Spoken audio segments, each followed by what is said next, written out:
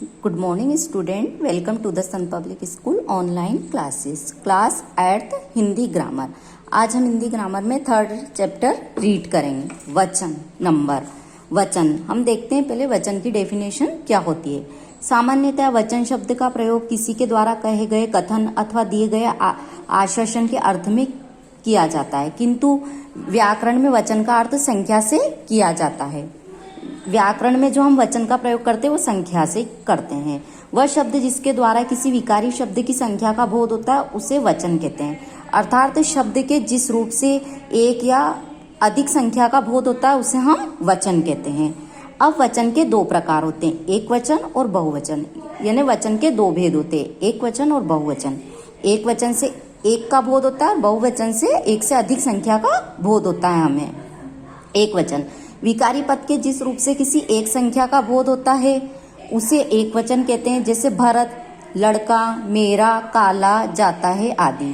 यहाँ भरत है तो हमें एक का बोध करा रहा है, लड़का है तो एक है, एक वचन का बोध हो रहा है ना। हिंदी में ये शब्द सदैव एक वचन में ही प्रयुक्त होते हैं। कुछ शब्द ऐसे होते हैं कि वो एक वचन में ही प्रयुक्त होते हैं। वो शब्द देखते हैं हम। सोना, चांदी, लोहा, स्टील, पानी, दूध, जनता, आग, आकाश, घी, सत्य, झूठ, मिठास, प्रेम, मोह, सामान, ताश, सहायता, तेल, हवा, वर्षा, जल, क्रोध, क्षमा आदि। ये शब्द ऐसे हैं जो हमेशा एक वचन में ही प्रयुक्त होते हैं। अब हम देखते हैं बहुवचन। विकारी पद के जिस रूप से किसी एक से अधिक संख्या का बोध होता है उसे बहुवचन कहते हैं। मतलब जिससे एक से अधिक संख्या का बोध होता है वो बहुवचन कहलाते हैं। जैसे लड़के हैं तो ये लड़के, बहुत सारे लड़के हैं तो एक से अधिक संख्या का बोध करा रहे हैं तो ये बहुवचन में। लड़कियां हैं, एक से अधिक लड़कियां, तो ये हमें एक से अधिक का बोध करा रहे हैं तो लड़कियां शब्द बहुवचन शब्द है। हिंदी में ये शब्द सदैव बहुवचन में ही प्रयुक्त होते हैं। जैसे आंसू, होश, दर्शन, हस्ताक्षर, प्राण, भाग्य, आदरणीय, व्यक्ति, हेतु, प्रयुक्त, शब्द, आप, दाम, समाचार, बाल, लोग, हालचाल आदि। ये शब्द ऐसे हैं जो हमेशा बहुवचन में ही प्रयुक्त होते हैं। अब वचन परिवर्तन, जो हम वचन एक वचन से बहुवचन बनाने के जो नियम है वो हम देखते हैं।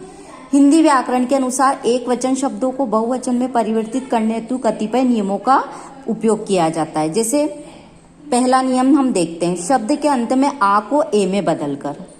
कमरा है, कमरा में आ की ध्वनि निकल रही है तो इसको हम बहुवचन बनाते समय ए में बदलकर लिखेंगे।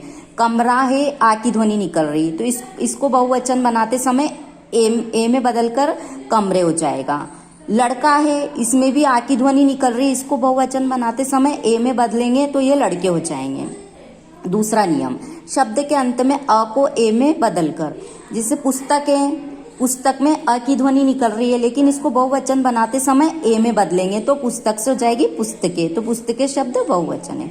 दीवार है, इसमें भी अ की ध्वनि निकल रही है लेकिन बहुवचन बनाने में हमको ए लगाना पड़ेगा तो दीवारें हो जाएगी। तीसरा नियम, शब्द के अंत में आए आकारांत के साथ ए जोड़कर। जैसे बाला है, ये आकारांत शब्द है, आ की ध्वनि निकल रही है तो इसको बहुवचन बनाने में ए जोड़ेंगे तो बालाएं। कविता है, आ की ध्वनि निकल रही है तो इसको बहुवचन बनाने में ए जोड़ेंगे कविताएं। चौथा नियम, इकारांत वाले शब्दों के अंत में इया लगाकर। इकारांत, जैसे दवाई है तो दवाई ई शब्द आ रहा है, इकारांत है, इसमें ये छोटी की मात्रा है तो इसको बहुवचन बनाते समय इया लगाकर। दवाई से दवाइयां। लड़की है, ईकारांत शब्द है, इसको बहुवचन बनाते समय इया लगाएंगे, लड़कियां। पांचवा नियम, सभी स्त्रीलिंग शब्द के अंत में आए या को या में बदलकर। जैसे पीछे या आ रहा है तो उसको या में बदलकर सिर्फ हमको चंद्रबिंदु लगाना है। स्त्रीलिंग शब्द के अंत में आए या को या में बदलकर। चिड़िया है तो चिड़िया, डिबिया डिबिया, हम इसमें या में बदला, हमने चंद्रबिंदु लगाया। छठा नियम, स्त्रीलिंग शब्द के अंत में आए ऊ के साथ ए में बदलकर। जैसे वधु है, ऊ की ध्वनि निकल रही है तो इसको स्त्रीलिंग बनाते समय हो जाएगा ए में बदलकर वधुएं। वस्तु है तो इसको भी हम बहुवचन बनाते समय ए में बदलेंगे, वस्तुएं। सातवां नियम, ई स्वरांत वाले स्त्रीलिंग शब्दों के साथ यो लगाकर ई की मात्रा को ई से बदलकर। जैसे जाति है, जाति है, ये ई, इसमें ई शब्द ई शब्द की ध्वनि निकल रही है, तो इसको हम यो में बदलेंगे बहुवचन बनाते समय, तो जातियों। रोटी है, ये रोटी में बड़ी की मात्रा है, ई की ध्वनि निकल रही है, तो इसको यो बहुवचन बनाएंगे तो यो में बदलेंगे तो रोटियों। 8वां नियम, एक वचन शब्द के साथ जन गण वृंद आदि लगाकर एक वचन, जैसे गुरु है, ये एक वचन का बोध करा रहा है, तो इसमें हम जन बहुवचन बनाने में जन का प्रयोग करेंगे, गुरुजन।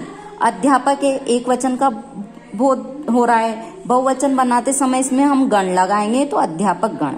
लेखक है, तो इसको हम बहुवचन बनाते समय वृंद लगाएंगे, लेखक वृंद।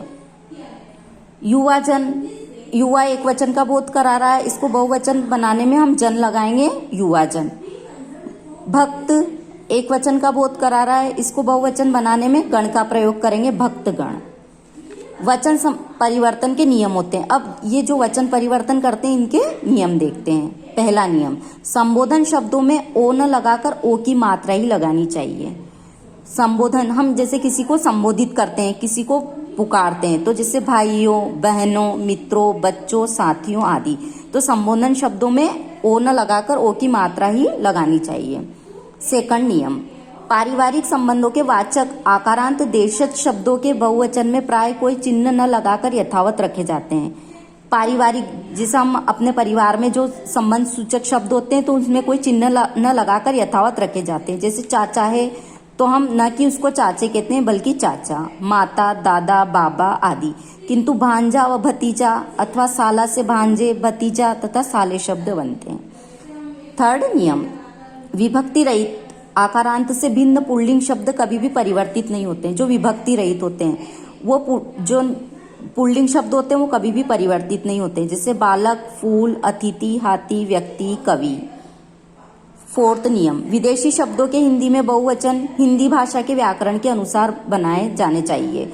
जो विदेशी शब्द होते हैं उनके हिंदी में बहुवचन वो हिंदी भाषा के व्याकरण के अनुसार बनाए जाते हैं। जैसे स्कूल से स्कूलों, न कि स्कूल्स बोलते हैं अपन। कागज से कागजों, न कि कागजात।